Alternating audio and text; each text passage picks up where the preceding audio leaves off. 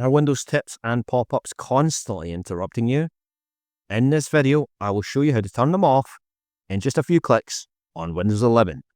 First, click the Start menu, and then open Settings. You can also press the Windows key plus I on your keyboard. In Settings, click System on the left-hand side. Now select Notifications.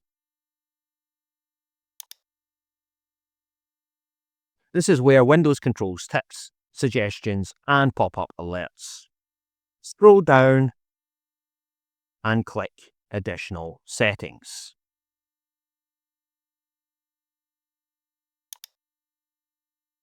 Turn off these options. Show Windows Welcome Experience. Suggest ways to get the most out of Windows. Get tips and suggestions when using Windows. Once these are disabled, Windows will stop showing most tips and promotional pop-ups. If you want fewer interruptions overall, scroll back up and review your app notifications. You can turn off notifications for individual apps you don't need.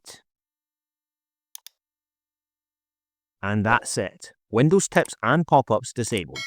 If this helped, leave a like and subscribe for more quick Windows how-tos.